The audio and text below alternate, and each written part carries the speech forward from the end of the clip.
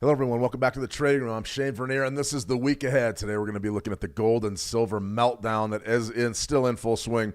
We've got silver off just about 7% on the early New York session. This trading week looks like it's shaping up to be just like Friday. I mean, you have massive moves really across the gamut of what we're seeing in the financial markets. I mean, natural gas is off 28% today. And I got an interesting question, about from a trader, a veteran trader in the room, a seasoned trader here in the How to Trade community. And the question was, does somebody know something? The Fibonacci retracements, he was doing some research, and the Fibonaccis have shown the ability to really predict big-time news events. And I go, I don't know that that's the case. I don't think Fibonacci's predict the news, but what I do know is that when you start seeing the caliber and the size and the depth and the breadth of these moves, somebody knows something. Now, we're going to get into the conspiracy end of the pool today because we sort of have to with some of the documents that were dropped from last Friday, and there was $6 million out of the Epstein files, you guys that are in the United States. I know you've heard it. If you're global, I know you've heard it, and we're not really going to break down what exactly the files say.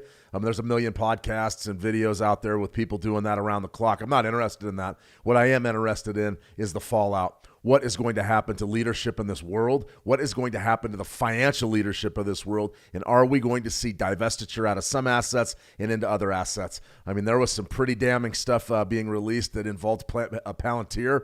Palantir was in there. There was a lot of these companies, a lot of these folks that, quite frankly, haven't even gone through all the documents yet. There was, I think, an extra 3 million or 6 million. It's such an astounding size of the file, and it's hard to put our finger on what's going to happen. It felt to me like Friday was a bona fide panic. It feels today like Monday is turning into a panic. Now you say, Shane, but equities, but risk assets aren't crashing. And I go, they're not crashing, but our commodities markets are. And that right there concerns me for a couple of reasons. It has nothing to do with Trump's nomination for the Fed chairman, Warsh. Nah, this would not bring on this big of a market move. What we've got going here is a full-blown market panic in the commodity sector, and I thought that something like this could potentially develop for a while. But to see things like gold and silver absolutely falling out of bed and crashing, I mean, right now as a trader, you have to really question your conviction to the long side of these markets. You have to sit there and say, yeah, well, I love gold and silver, and everybody, and believe me, the institutions can do it. The hedge funds can do it. They can say, well, we still like the long-term prognosis for gold and silver. And I go, yeah, but you're off 35% in the last 8 hours of trading. I mean, I like the Titanic until it hit an iceberg. So I'm watching this closely. I think this is an incredible lesson in what the markets can do. I have several great questions. One of them from last Friday was brought by another seasoned trader. Say, hey, listen, I was in a position in silver. The market stopped. You remember that market pause? And then when it turned back on, I had a limit order, a resting order at the market. My order was triggered, and I was down a significant amount of money. And I said, yeah, when they start stopping the markets where they open is anybody's guess. So we've got to be very, very careful with what we're doing. If you want to trade gold and silver right now, I would say you can do it. But I would also say good luck to you. You've got to nail your entries. You've got to be very, very diligent with your risk. We did that last Friday with the scalping in the silver market. I showed you exactly how touch and go that thing is. And you've got to, if you're going to engage these types of markets, hit your entry point. If it's not there, you need to get out. You cannot let something that's trending as hard as gold and silver are trending right now. You can't let that take all your money away from you just because the ranges are big. Is it a good idea to buy silver right now? $78. It's hard to argue with that. A lot of folks loved it at 105, 36 trading hours ago. How do you not buy it, right? Well, if you're going to buy physical silver, that's one thing. If you're going to play it on the derivatives market, that's another. So you need to be very careful because the ranges are so big, you're going to get knocked out before it goes in your favor. And that's what's happened to traders. I've heard it over and over and over again. I don't want that to happen to anybody in here. Sometimes the game is just too dangerous to play. This is one of them. This is one of them. So good to see everybody back. Gordon Williams, good to see you. Good morning, good evening, good afternoon, wherever you may be. Bobby Bob. Hi, Shane. Welcome back. New month, new ideas, new executions. Absolutely right. On the Bitcoin USD is the turning point to bullish. Yeah, we got to cover Bitcoin. We had a trade in there that sort of got washed out. Ralph H., good to see you. Ralph H., Andrea Garwal, Tuku, the How to Trade community. Good to see everybody back. All right, let's go ahead and get started here and see exactly what we got. Remember, if you want to trade anything, any of the ideas on, go ahead and click on over to Switch Markets. Thousands of markets, 24/7 customer support. We have a ton of resources that's pretty much growing by the day. EA tools for traders, free trading journal, market movers, pretty much everything you need. There's also just a bunch of some of these automated tools, which we're going to be releasing. I don't know if it's going to be this week, but it may be very soon. That 9 EMA strategy is all coded up and ready to go.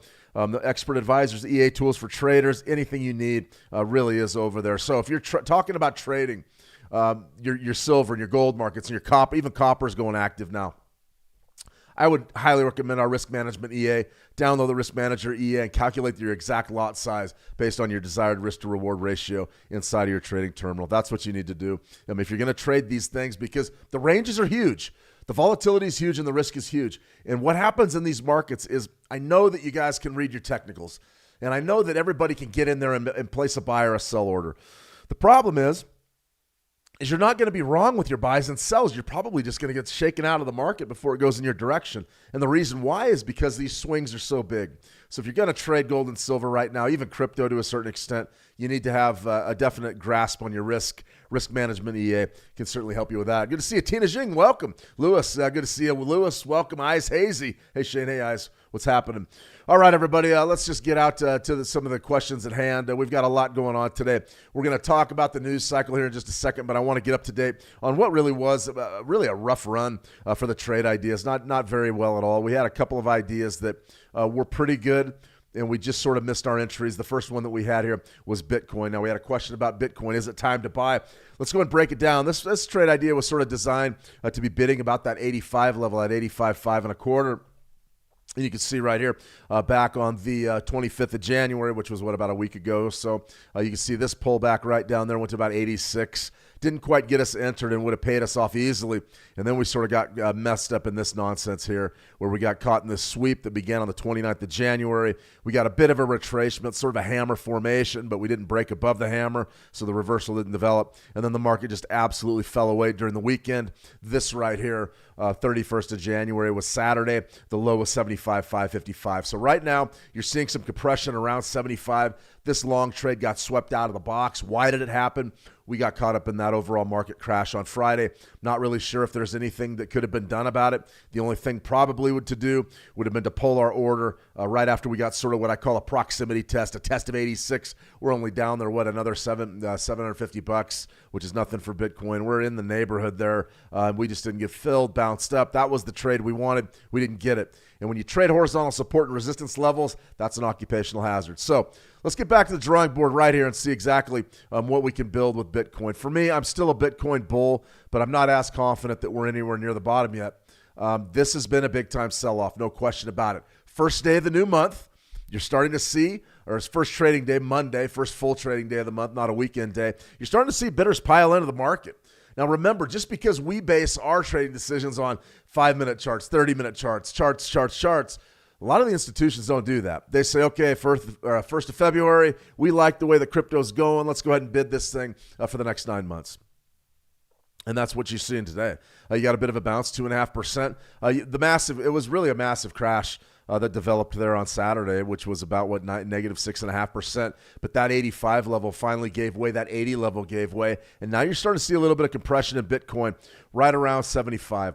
I put a few things out on X over the weekend where I said, listen, the bidders need to be there at 75. If they're not there, you're going to be in big trouble.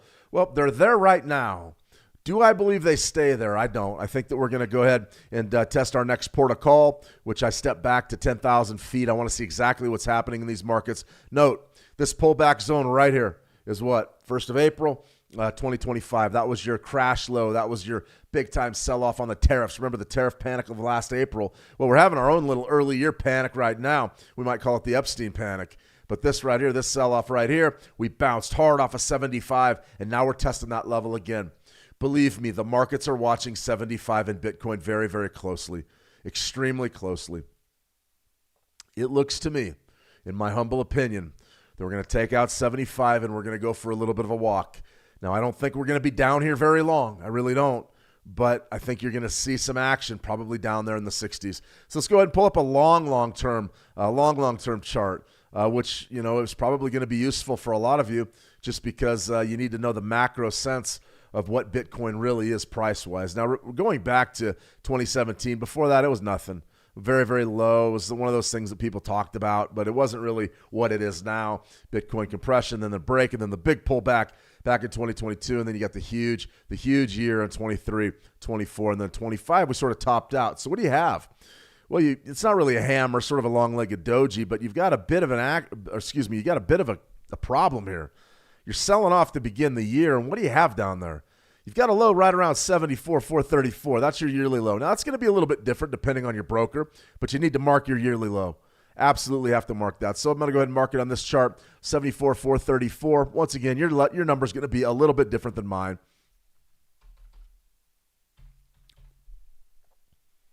So there it is. That's your yearly low. What's our low thus far this year? 74,532. We are becoming compressed right in front of last year's low. It's a big deal. That's last April's low. Got to watch this. This is very important because we need to understand that 75 level is more than just a big round number in this case. It's an area that's been tested and it's been defended repeatedly. We'll go to the daily here in a minute. What happens when it gives way? We don't just go a little ways south. We go a lot of ways. This is what we call a washout, and it's really starting to set up. You see right there on your yearly chart, sort of your spike low back there. Low was 15,549. I believe it was my first YouTube video ever. I made June of that year, and we called the bottom of it. We called the bottom of that Bitcoin market. This rally right here, if we do wash out, what is there? You got 50% level of this yearly range right around 70,800. That's big. And then you've also got 62% down there, 57. I'm not telling anybody which way this market's going because I don't know. I do not know. But here's what I do know. I'm not changing my mind on being a bull, but I'm also not stupid. Why should I step in here and buy this thing at 75,000 or 78,000 and try to invest thinking I'm going to get 125,000 when we could see a rapid sell-off down to the next quarter handle? Next quarter handle is 50,000. Be very careful holding longs right now. This feels very, very strange for what we've seen the last several years in cryptocurrencies. So right now, coming off, probably going to see 70,000, 62%, 57.7 probably is the buy of all buys down there. But if you wanted a great buy, it's down there at 40. Do you get that? Things really have to change for us to get 40. Is it possible? I think that last Friday showed us anything is possible. Let me see, 512 ELA. I like 65,000 for Bitcoin. Yeah, I mean, I don't disagree with you. I mean, if you're talking about 65 here, it's right in the heart of that golden zone, basically splitting the difference of that 50% to 62% on the yearly. This is a chart that we're going to be referencing because it's very important. This signifies basically the post-COVID era. Right there was the COVID, and then the money came into the system, big pullback, and we've rallied ever since in crypto. Interesting stuff right now. I think we've got an opportunity potentially to grab some crypto at huge levels, and this might be a 5-year discount. This really might be the 5-year cycle that we're looking for. As far as Elliott Wave goes, I don't see much on it. I heard some guys talking on Elliott Wave the other day. I didn't think much of it, but in a sense, there's your compression. There's your first real big move, and that took you from right around 6,000 all the way up to 67. So there's sort of your 1. That's definitely a pullback of 2. There's your 3. We're in a 4. What's a 4? The 4 is a pullback. What's coming after the pullback? The 5. But when does it come? Nobody knows. So let's just ride this thing out. Let's stay disciplined. Let's watch our levels. Don't do anything stupid. Don't rush in. Fools rush in. We've got time. We've got all the time in the world to make decisions with this market. I want to see it prove itself. We've come an awful long way not to test the water beneath last year's lows. If you do crack that 75 level, I think we're going to fall away rapidly. 70,000 will be the next big port of call, 50%. I don't really like that. You're going to get a lot of bidders there. You're going to get more bidders at 57, and then probably the institutional bidders are going to buy up most of the market down there if it does retrace to 40. A lot going on here for Bitcoin, though. It's definitely a mover and a shaker. I do want to cover Ethereum as well. I think that's absolutely huge that we understand Bitcoin's not the only show in town. What's going on with Ether? Here's your yearly chart. Much different than Bitcoin. Just an absolute, I'm not going to say it's a trash show, but it's definitely compression. I mean, there's your double top, sort of there's your bottom. So this is interesting right here. Double top's right up there at 48. So you had sellers, aggressive sellers, in front of 5,000 both times. Now, that's just a basic observation that really anybody can make, just looking at this chart with no technicals on it. Very simple. Boom. What's the top? 5,000. Okay, so we're thinking 5,000. We're about half of that right now, 2,500, 2,343. How could we possibly trade this thing? Well, I mean, there's a couple of ways to do it. Do you want to be a bidder on Ethereum or a seller? Well, I mean, you could, it's not, we could see a big sell-off here. You could see a shot at 1,500. What was last year's low? Last year's low was right around 1,385. So I would have 1,500 somewhere on my charts. You could definitely mark 2,000. You could definitely mark 1,500, something right like that. Probably going to see some bidders down there around last year's low. That's what I would say for Ether. So for me, I'm definitely on the sideline right now. I don't want to sell it. I don't want to buy it. I don't want to do anything. One last thing out of the crypto sphere, and then we're going to go ahead and move on. Treehawk, good to see you, Tree. Welcome. Been a long time.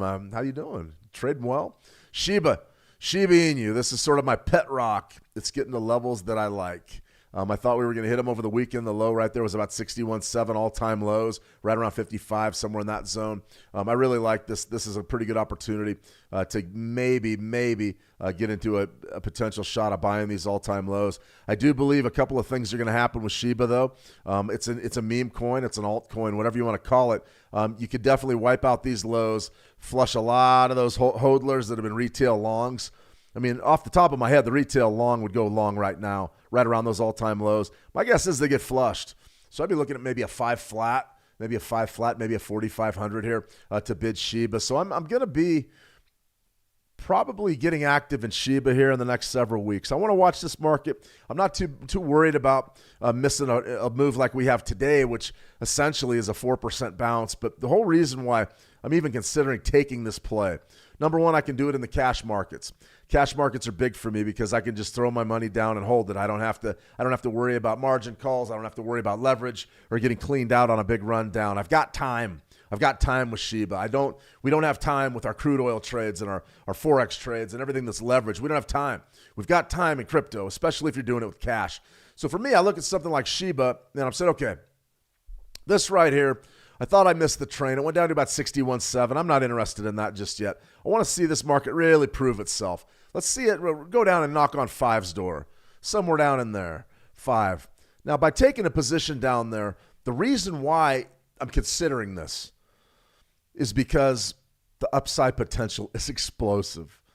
I mean, it's not out of the realm of possibility where you show up one day and Shiba's up, 10, 15%.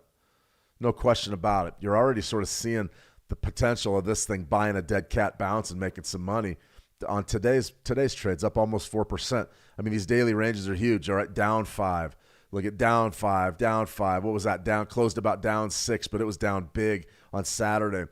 This runner back here in January, early in the year, boom, 8%, 9%, 11%. Big range, closed up 2.5, but at one point was up about 10. Those are big time trades. That's big volatility. So we're getting into the area where a person could make some money off a dead cat bounce. And what a dead cat bounce is when you take a dead cat and you throw it off a building, even when it hits the pavement, it bounces a little bit, right? That's called the dead cat bounce. That's essentially what you're looking to play here at Shiba. Is it high risk? I think everything to do with meme coins and altcoins is extremely high risk. There's no question about it. But the problem that most traders run into is with their thinking. Now, everybody knows buy low, sell high. We all know that. Okay, we know that that's the low. Anybody can do that on a chart. We're not reinventing the wheel. There's probably some of you that are trading order flow in crypto, and you're laughing at me right now going, God, your technical analysis is silly. And I go, call it what you want. Here's what you need to know about what's happening to price. There's your all-time low. Started up here, pretty much a pump and dump, right? Just absolutely just went to the downside. This is indicative of the insiders making all the money on the trade. No question about it. Here they probably got a hedge fund to step up and buy a share in Shiba right there, and then it just continued down to become the trash that it pretty much is.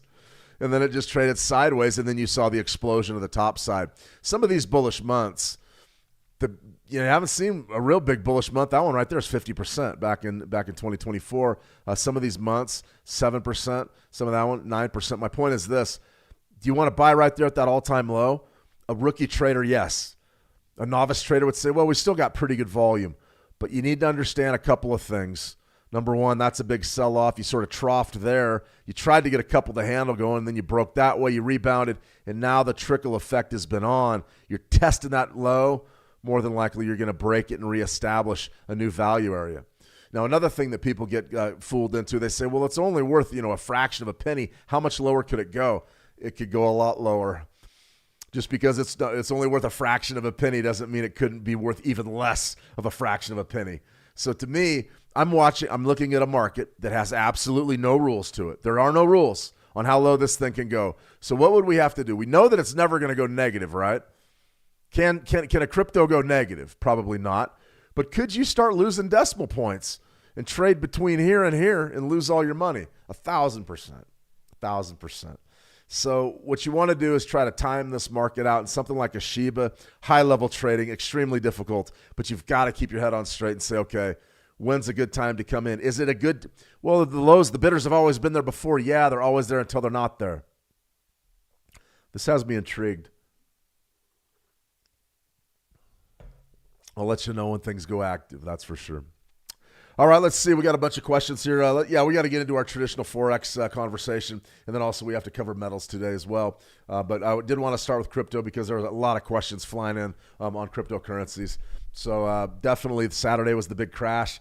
You don't like to see financial markets crash 2 days in a row. We have three days in a row where there's been a crash.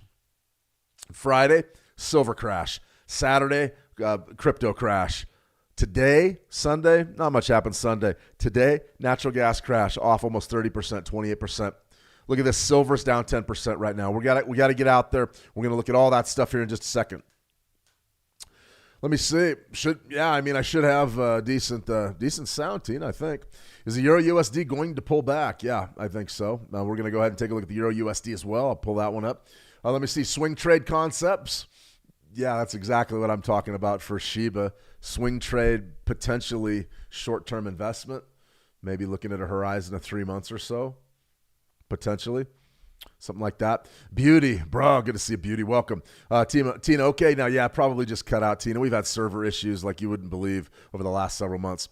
Let's see, Beauty in Chaos podcast. All right. Different this time, bro. It's not 2017 or 2021. No use case actually means something now. Yeah, I mean, we could talk about what crypto really is and get philosophical and talk about, well, what is it? No. I think that what you're saying is the speculation's over. No, it's not. Believe me, when you start talking about potentially the deregulation that you're going to get across the crypto sphere from the Trump administration, it puts all the altcoins back in play. And as far as an application, because Shiba is sort of that Dogecoin lineage, that's Elon Musk. It's not going anywhere. The question is what is it ever worth? Probably nothing. But you may get a good dead cat bounce down here. That's what I'm talking about. So use case, I'm not a programmer. I'm not a crypto whiz, but I know price. So that's why I'm looking at it. But interesting point, Beauty. Absolutely. Good stuff. Any contributions, I'm always open to listen. All right, guys, let's get cracking here. Week 5, 2026, it's going to be a big one. Monday, T-bill auctions, manufacturing PMIs. We're going to look at that in just a second. Tuesday, RBA interest rate decision. The RBA is slated to cut their interest rates. To hike their interest rates. I've been saying cut so long. Now they're looking at hiking. That's going to be interesting. We put out a trade idea out on the Australian dollar, US dollar. We'll talk about that in a minute. Wednesday, EIA crude oil inventories report. Crude oil is in an interesting position right now. You're seeing energies really, really fall off about 5% on the day. That's going to be your WTI futures contract. Interesting. Off 5%. Natural gas is off 28%. Those numbers are going to be big. They're going to carry a lot of weight this week because a lot of folks are trading crude and they are trading gas, apparently. Let's see. Thursday, BOE interest rate decision. We will look at the Great Britain pound. The pound is going to definitely be in play for Thursday. Wednesday session. Overnight U.S. Wednesday into Thursday. big for the BOE. We're expecting interest rates to be held firm there. We'll find out exactly what happens. Be sure to tune in. And then Friday, U.S. non-farm payrolls. I will be here live. We'll go ahead and fire up the band, and we'll see if we can get a few trades going on an NFP that I think is going to be extremely interesting. I don't know that anybody's left standing out after this week with silver going the way that it's going, and the U.S. dollar all of a sudden peeking its head up above 97 on the DXY. Interesting stuff. Lastly, this is going to be a big week, volatile week, a lot of market drivers. Stay frosty with your risk management. Don't get lulled into complacency or you'll lose a lot of money. All right, news of the day today, S&P Global Manufacturing, PMI, and the ISM. We covered these the last time they were out. They don't mean very much to me, and the reason why they don't is they're traditional metrics, they're textbook metrics, they're for academics and economists. What did they do for today? Well, they showed us that the potentially the manufacturing sector is kicking up a little bit higher for this year to open in the United States. The biggest thing I would stress here is that the manufacturing was supposed to take maybe a hit because of the tariffs. We heard that argument made throughout 2025 by the central bankers of the world and a lot of the talking heads out there. The tariffs are doing what? Well, they're not really doing a whole heck of a lot to destroy U.S. manufacturing. They're supposed to actually support that sector, and it looks like it may be working. So, once again, the jury's still out. Levels above expectations is what you need to know here. To me, I'm not interested really in trying to trade these numbers. I think they're for economists. If you want to be an economist, head on over to Wharton's, get your economics degree, and I guess write books and papers, essentially. Let's see, ISM manufacturing prices paid 59. 59 is beneath 59.3. That's a little bit more important to me because it does measure inflation, and right now all eyes are on inflation in the United States Federal Reserve and their new chairman incoming this spring, Warsh. We'll see exactly what happens there. But as far as this being a big news day, not really. Okay, news of the day, 3- and 6-month T-bill auction. 3.6%. That's the yields went up just a little bit, and you can see that 6-month held firm. We're starting to understand that this spring you're probably not getting your rate cut. I'll talk more about this as the week progresses, but at this point, you've really got pardon my language of French, you got a piston match going between Jay Powell, who is your Fed chair, and those folks in the FOMC. You also have another FOMC member under indictment by the Supreme Court, I believe, for mortgage fraud. They were deciding if they could actually try that FOMC member. We haven't covered much of it. I don't remember her name offhand, but that's still pending. So you've got a real standoff going between the federal government, the executive branch, and the United States Federal Reserve.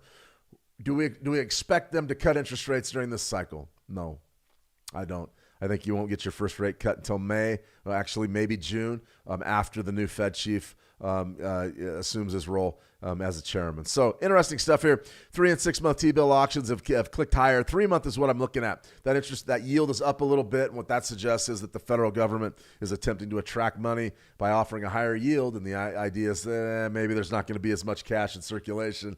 And what does that essentially mean? If you just reverse engineer it, it means that you're going to get hawkish policy out of the United States Federal Reserve. And that's one of the reasons why you see the U.S. dollar sort of ticking higher, starting to sink in that you're not going to get an immediate rate cut. I still say, and I stick by it, when Warsh takes the stage, when Warsh is the chairman, you're going to see aggressive rate cuts, even though supposedly he's a strong dollar individual. He's not going to get that nomination unless he wants to cut interest rates. All right, here we go. Let's go ahead and hit it up, Euro USD. Got an opportunity here. Monthly chart, interesting monthly retracement zone. Nice 3-month winning streak. One of these things that you could definitely look at. Huge month last month, sort of encapsulated December. December's very slow. We're going to go ahead and work from that low in November and a little pullback right there, maybe right around 117. Could be pretty good. We're printing 117.86. We took a shot right up there. Did not work. That one got washed out as well as we saw the chaos on Friday, which typically is the way it goes when things go crazy. But that area right there is not bad. So to answer Tina's question, is the Euro USD going to pull back? I don't think that it's going to pull back very long. I really don't. Eventually, it will start sinking in that this is going to be a dovish thing for 2026 for the United States dollar, but we're not there yet. We're just not there yet. And if we're not there yet, we got to be patient. If we do pull back, I would be looking at probably 117. I'm just not really interested in going short right now. I'm not interested in shorting. If you want to short, feel free. One way that you could do that is take this right down to a 4-hour chart, maybe something like this. You still got plenty of room potentially to grab a scalp here. I just don't believe you're going to get any meaningful trend develop. But then again, I mean, we're in a very interesting position in the markets. Spike high, spike low, maybe a pullback right up there to 118, 118.15, maybe 118 and a quarter, something like that might be a pretty good sell if you want to follow prevailing price action to open the week. Not really interested in that just yet, but I do like bidding 117s. I think we have a tremendous opportunity down there, potentially to make a few bucks. Will we get there? I don't know for sure. So thank you for the question here. Let's see. We got a few other questions, and I'm going to get into metals. Let me see. Yeah, let's see. Beauty. Yeah, it's interesting watching the DXY right now. DXY going up usually makes Bitcoin go down, but making all the metals drop. Well, the biggest thing to remember, what I would say, Beauty, and it's a good observation, is that your dollar index is still relatively weak. You're at about 97.65. So I would say if we got up above 100, then I would start believing that the U.S. dollar may be willing to strut for 90 days. But I'm not seeing that. I mean, you're up 0.5% today, which is a good move for the dollar index.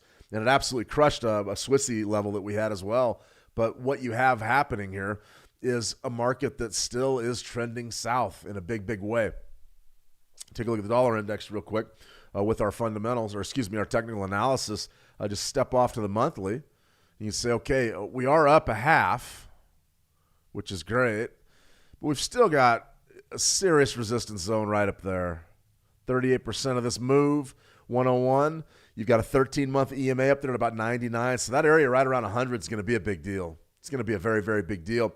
And you'll notice that what we had, sort of that big sell-off late in the month, low as 95.55, and then you saw the bounce. Is this a situation where the market has turned for the dollar?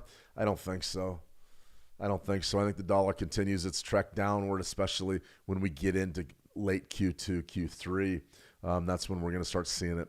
Let me see. Lita, hi, Shane. Can we look at the US 30? Absolutely. We'll look at the US 30. Let me see. Tina Shing, I've gone long, but in loss now. It's sort of slow out there. Just watch your risk on that, Tina, because there's a lot of things coming our way later this week, NFP being one of them. But as far as the U.S. dollar goes, I mean, I would be surprised if you get any sort of trend this week ahead of that. And then also you got the RBA coming on tonight with their interest rate decision. That could skew maybe some things across the majors because we're looking for a rate hike there. You've also got the BOE later this week, but I would look for the Euro USD to sort of digest the news from last week, the Fed's stance. We just got to wait and see. I know that's hard, but it's tough. It's tough to get a read right now on the dollar. I know it's depressed, and I know it's sort of flatlining, but it is bouncing, so we just got to wait. Let me see Andreas. Hello. Yeah, absolutely good to see Andreas. Welcome. All right, guys. Let's dive right in. Let's see. We had a request for the US 30. I'll cover the US 30, then metals. If there's anything else, feel free to dive right in. Throw your requests in the live chat, and I'll be more than happy to cover them. Okay, so the US 30 is simple. It's simple. It's one of those that you just sort of look at. You say, okay, what's the biggest, baddest number in the market? It's 50,000. So we did have a trade idea up there a while back. We were going to look to sell right in front of 50,000. Still am, but right now you're up about 500 points, 450 points. This monthly trend can't be denied. I mean, it really can't be denied. So if you take a look at this, you sort of got that spike low right there, and then you big run up. You'd love to buy pullbacks, but we're just not getting anything significant. Now, this goes back. This uptrend really comes off of last April's lows, last April's tariff panic lows. And since then, I mean, look at that winning streak. 1, 2, 3, 4, 5, 6, 7, 8, 9. 9 months of winning. That's no joke. You had a bit of a pullback here before a big reversal in August, and then it's just been the sky's the limit. And a lot of that's predicated upon the U.S. dollar potentially in line to be devalued. Trump said it many times. He said, the U.S. dollar was too strong, so they want to cut rates. That's going to send equities higher. No question about it. So we're sort of back on the bullish bandwagon here. If you're long, you're probably doing pretty well. As far as where could this market cease a little bit and get a little bit of that compression, right around 50,000. So I'm watching 50,000 as being a point of two-way action. We'll do a trade update tomorrow and see if this one comes in. But I believe we were looking to sell right there 49.9 and a quarter, 49.950. Give yourself an opportunity to grab a pullback there. Now, as far as what could we do intraday, let's take a look at the 30-minute chart. Interesting. Bullish break, opening bell, ding, ding. Volumes have sort of died down, and now we're pulling back a little bit. For me, this is an easy read. Fibonacci retracements right from that New York low, something like that. Pullback zone right around 49,130. Pretty good stuff. Might give you a late day opportunity as long as these intraday highs hold firm. Now, if we do extend to the top side, then we'll probably just move our Fibonacci's up. But I like a 38% buy today just because you're sort of trending. Just out of curiosity, let's back off to our 15-minute chart. What do you got? You guys know what you guys that have been with me for a while know what I'm going to look at. Look at that. Little 15-minute orb. Little 15-minute orb's doing pretty well. Little break right there. Got a little trend, a little uptrend. Not bad. Did you get paid really for your time? Nah, not really. You got a little bit. This trade's been in the green pretty much ever since it was taken. How would you manage it now? It's a challenge because Elvis has left the building. The participation's not there anymore. You saw a nice big bullish bump on the weekly open, and now you're sort of flatlining. Volumes are drying up. Now you're just sort of flatlining. So to me, it's still bullish today. No real reason to think that we're going to retrace and sell off. Something has to happen for that to occur. But big picture, we've lost a lot of the momentum that we had early in the session. We'll see if we pick it up late in the day. For me, the big thing that I'm looking at is 50,000. That's the level that needs to be on your chart. Expect a little bit of resistance right there. Will be interesting. I think we're going to get a great shot maybe to sell right in front of that 50 and grab a little pullback. Could be a lot of fun. That's for sure. All right, let's go ahead and get gold and silver. Let me see Divi. Good to see a Divi. Welcome.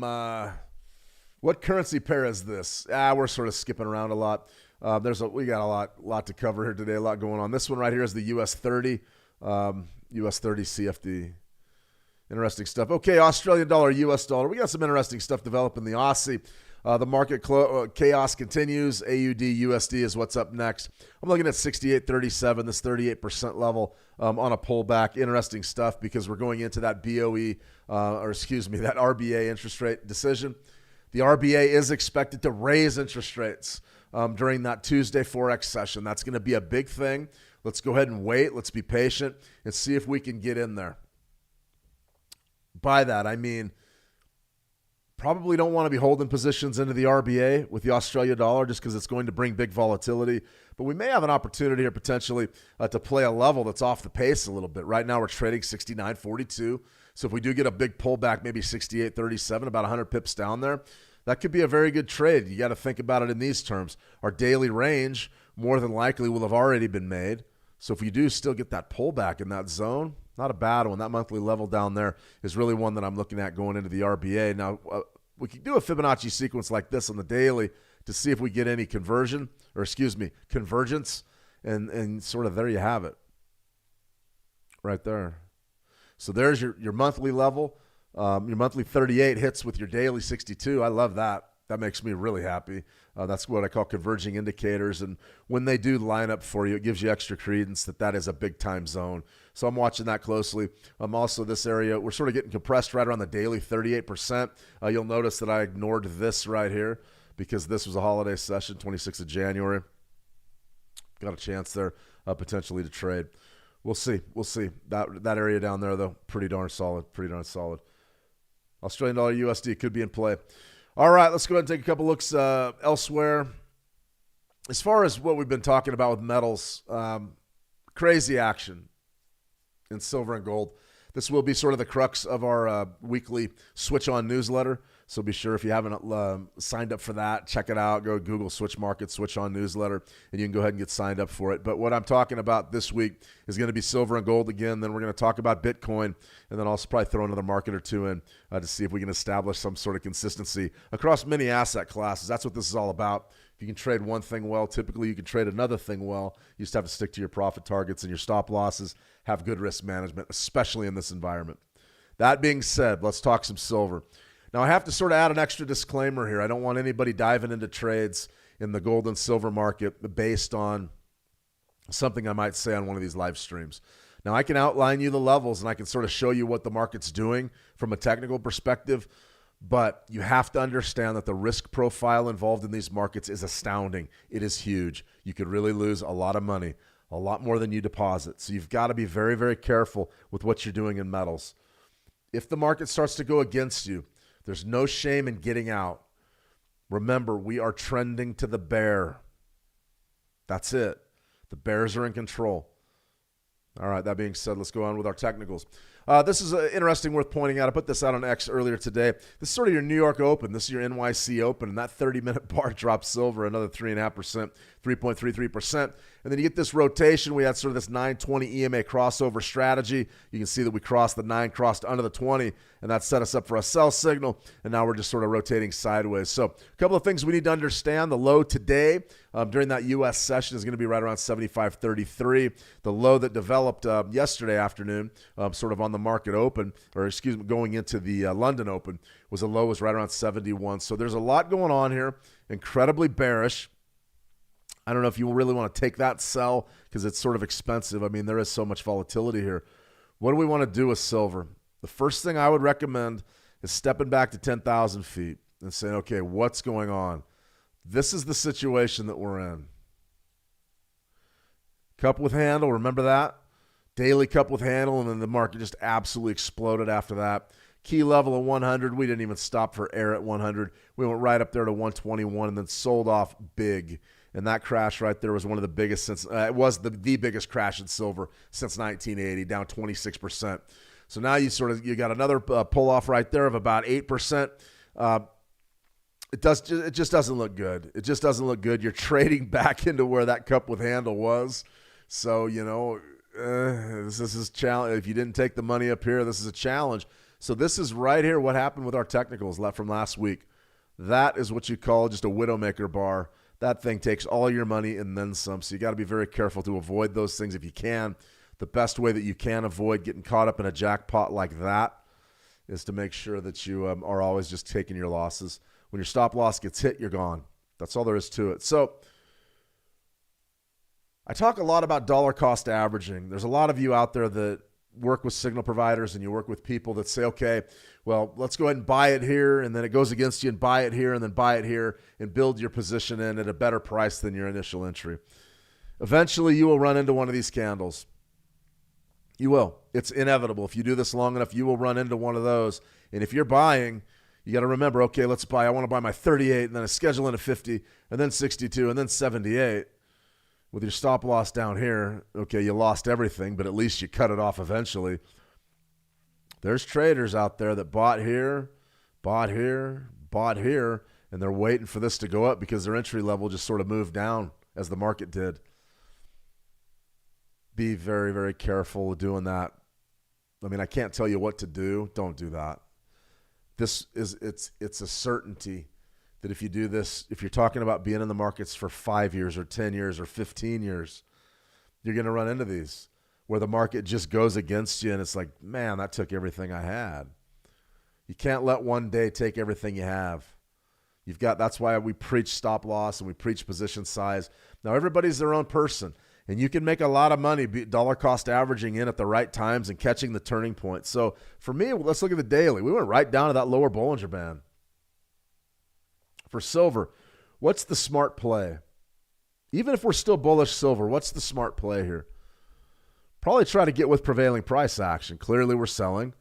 Spike high there, right there to today's lower extreme. Probably looking at 90, 60. Maybe a bounce right up there would be a great intraday short. Shorten from right around that 90 level. You know you're going to get more than, there's a high probability you get a bounce at least down there to 87, 88, 87 before the market continues up if it's going to. That's the first big thing. Now, the second thing you could do to trade this is step back and go to 10,000 feet again. And go, okay, what can we expect from this market in the near future? Spike low, April 2025, tariff craziness, all the way to your all-time highs, up there right around 121. Dial these in exactly per your broker and your levels, and your price points. But this area right in here, 63, it's big. The game for this, a lot like the game for Bitcoin, $75. There it is. As sure as I'm sitting here, $75 is the game. If 75 gives away for silver, you're looking at a big-time sell-off, and it's coming right down. It's coming right down to your neck of the woods, $63. Very confident of that. Monthly chart, what was last month's low? Low was 71.42. What's this month's low? 71.31. What do we call that? It's an $8 bounce from last month's low. That's called a failed auction. Instead of sellers there washing everybody out, there were bidders there. That's an extremely bullish signal. That suggests that there was a lot of discount buying beneath January's low to open February. That's big. We got to have that in our heads. So the big picture and what needs to happen here is we need to be patient. Wait for this market to tell us what it's doing. Nobody knows right now what it's doing. A lot of folks are saying, okay, 75 has been defended. Let's go ahead and bid it and play it to the long side. I don't inherently have a problem with that strategy. I really don't. If you wanted to buy 78s right now and put your back against 75, that's fine. Understand that it's two things. Number one, it's high risk. And number two, your stop loss is going to be right here. You got to get out under 75 if you're going to take the risk from here. To me, it's not good enough. It's not good enough trade location. I want the trade to jump off the page at me. I want it to pat me on the back and rub my shoulders and say, Shane, if we get this level, we are going to win. And that's what I'm looking for out of silver. I'm looking for not good trade location. I'm looking for perfect trade locations. So for me, 63, 62, if we get that, and it is very possible. Anybody that says it's not possible hasn't been watching the volatility in this market. It is very possible. So to me, I'm watching 63. If we get a big washout under 75, that's big. We went right down to $70, bounced back up immediately, $7. That was a great trade for anybody really that bought right beneath January's low. That's called a failed auction. The next 24 hours are going to be very, very big for this product. To me, I don't want to pick a direction right now. I don't want to sell on short time frames. I'm not interested in buying longs. But if I was going to make a trade, I'm not even going to say it because it's too high risk. You could buy it now and stop yourself out under 75 and maybe go for that journey, go for that runner back up to 85. You could do it, but you got to time it just right, and I just don't like it. I'm completely on the sidelines for silver right now. Let's talk gold. All right, we had a question about gold. Let me see. Tina Jing, be patient. Absolutely, Tina. That was a few minutes ago. I'm a little behind on the live chat. Do you think that gold can get back to 48.77? I have it in at 45.35. Well, yeah. Of course it can. I mean, if you're in at 45.35, you're doing pretty well today. You're up to 46.50. That's a nice move. There's no question about it. 48.77. Let's get rid of these technicals and have a look.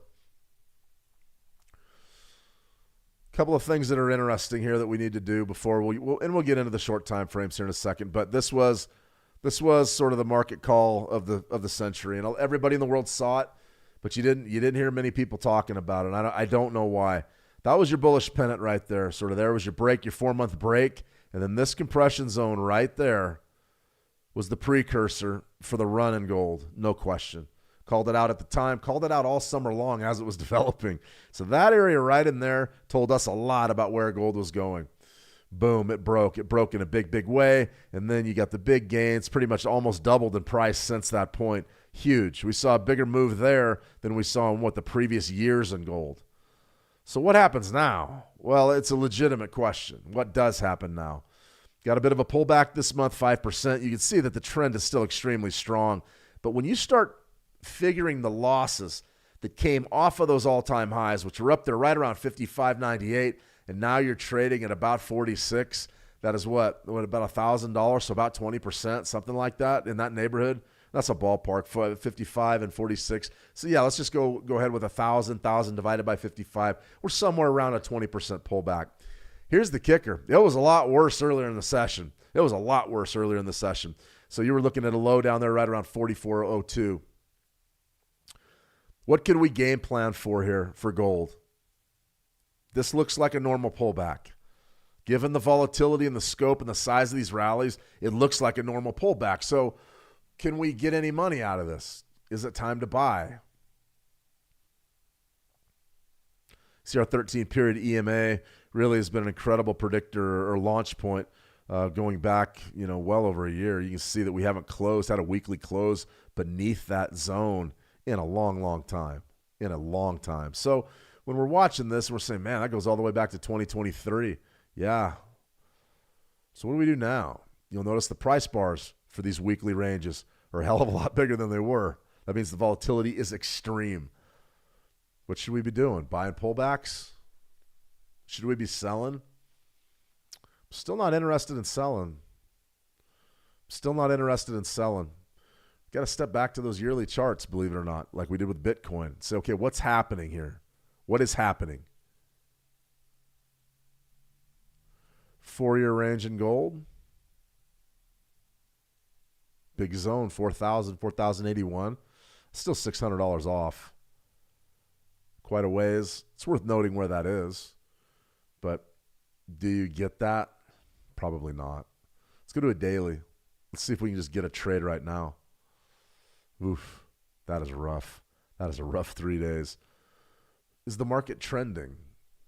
You have to say that it's trending over the last 3 days. Big picture, the macro trend is still bullish. So that's why a lot of the folks out there that are selling you gold and silver ideas are saying, well, the macro trend's still bullish, and it is. The problem is we don't know how low this thing's going to go. I'm down there at 38%. I would love a 4,100 bid. That's great. Still another $500 down the queue. Where were we earlier today? We're at 44.02. We're up $270 from the daily lows. That's astounding. That's an astounding move. That's huge. That is absolutely huge. Could you sell it right now for an intraday scalp? 48.53. Pretty good late day sell. Maybe somewhere right up there. 48.50, 48.44. Probably a good late day sell. You know you're going to get a little bit of action. The market's just not going to slingshot back against you. Probably a pretty good trade.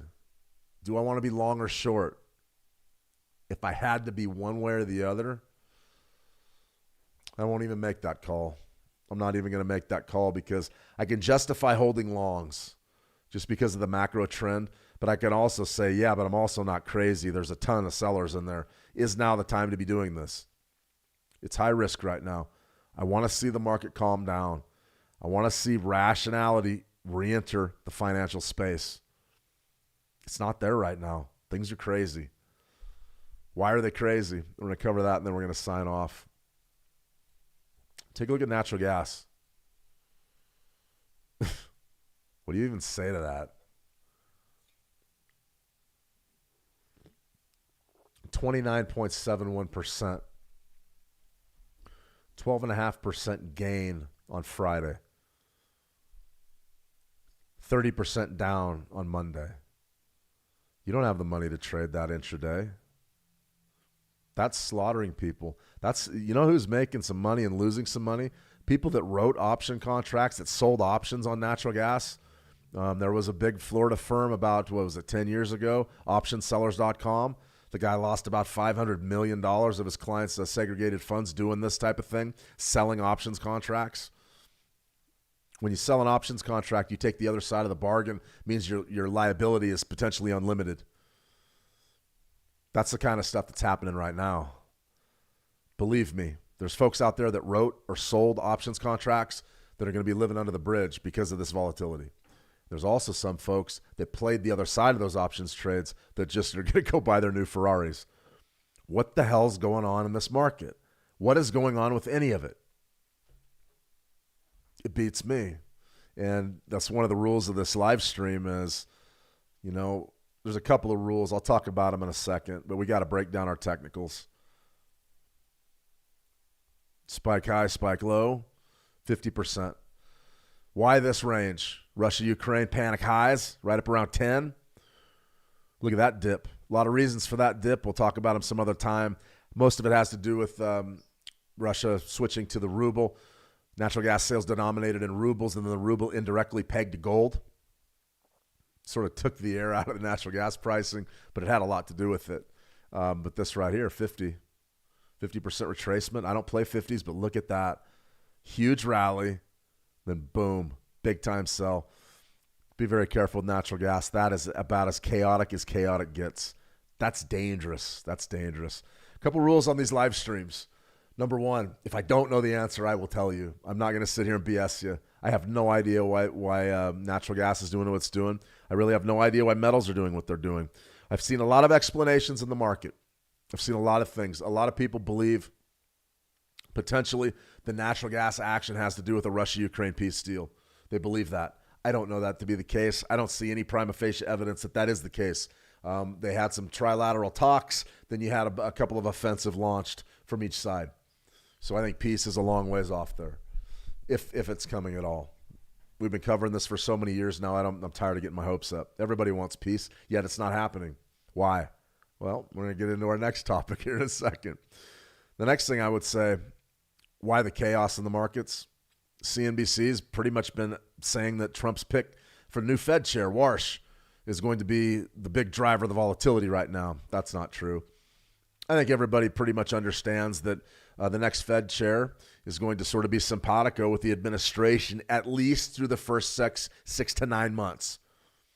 After that, I expect the guy's got a 10-year term. I expect him to get a mind of his own and do exactly what they want. That's what central bankers do. They grow into the role.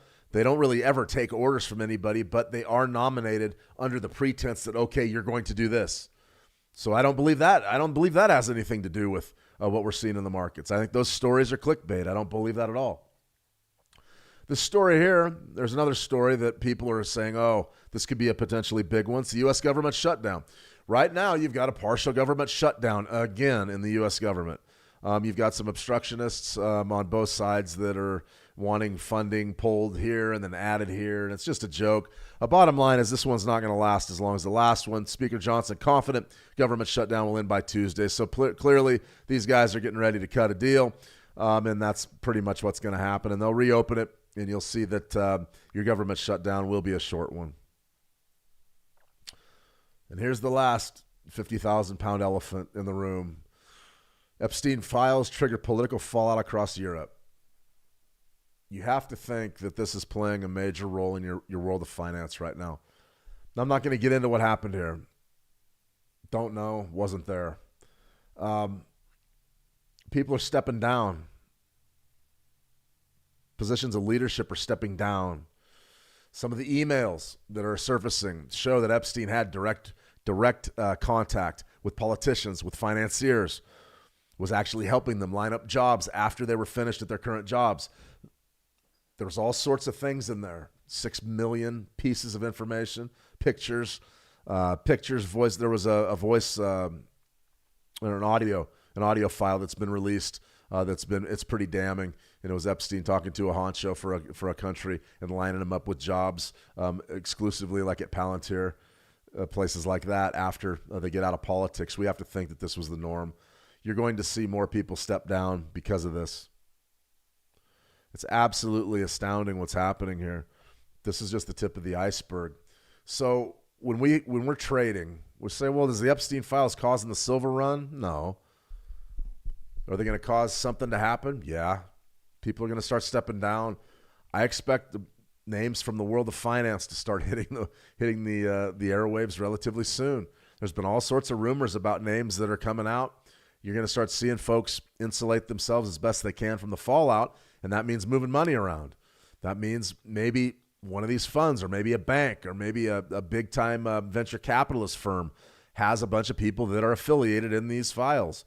And there will be investigations launched on the backs of what's in these files. Now, the burden of proof is always on the state. The state's going to have to be able to prove something, and a lot of it's inconclusive. Nobody knows what to believe with that much stuff hitting the wires. Absolutely nobody knows what's genuine and what isn't, but there will be investigations. Whether they pan out or bear fruit, who knows? But people, powerful people, will be investigated. They will be subpoenaed. You've already seen the Clintons were subpoenaed. You're going to see that stuff continue. That could do a lot of things to our financial markets. In my opinion, that's playing into a lot of what we're seeing. This chaos in the markets is wild. It doesn't make any sense. Look, your VIX, your volatility index, is down 7%, and stocks are up, and commodities are crashing. Dollar index up, gaining steam. What does it all mean? Is it because the tumult is going to be sort of maybe relegated to folks outside of the United States? To people that are leaders, global leaders? Does that give U.S. assets more leverage to negotiate with? I don't know. I don't think so. To be honest with you, I think the whole system is going to take a major hit. A lot of powerful people are going to go down. That's the way that it is. But this kind of wild volatility, it was put to me very simply. Shane, what's the reason for this volatility? I was asked that question. And then the next comment was, it looks like somebody knows something. And I agree completely. Somebody knows something. We are not getting the full story here. We don't know what's going on.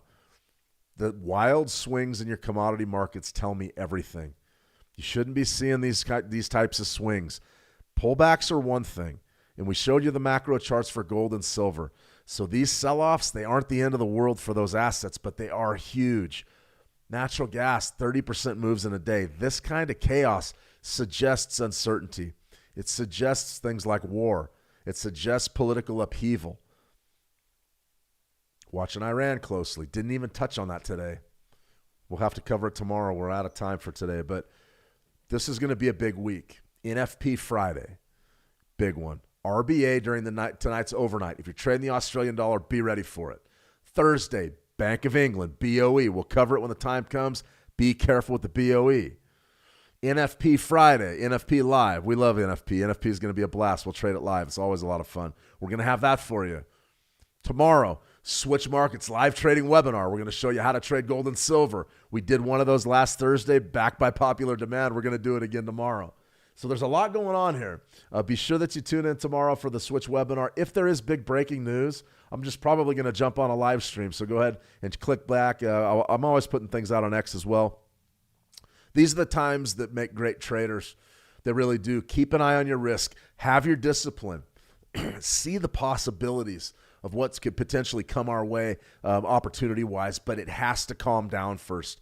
I don't want to see anybody just diving into the silver market and then getting chopped up and not having any more money to trade when the trades get really good. Last week was tough. Trade ideas were tough. We took it on the chin the last 72 hours because of this chaos. I don't really know what to make of it yet, but don't worry, we'll figure it out. We're like a bird dog. We're going to find out where those ducks and pheasants are. I promise you that. It's going to take us a little bit to figure it out. It feels like something's happening that we don't see. It's underneath. It's an underpinning. Something's going on. Is it Epstein? Is it the Epstein files? I don't know. We're going to find out. All right, everybody, I'm going to go ahead and sign off. I've gone on long enough today. If you have any questions at all, swing on over to howtotrade.com. Open up a free, and I stress free, account over there. It's not a trading account, but over at How to Trade.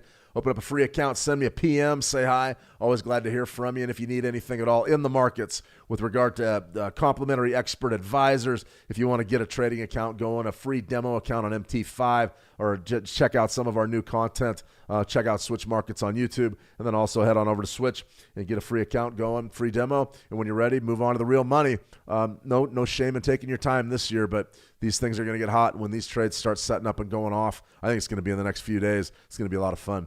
All right, everybody, have a fantastic trading session. Watch your risk. Trade the action well, and we'll talk soon. See you.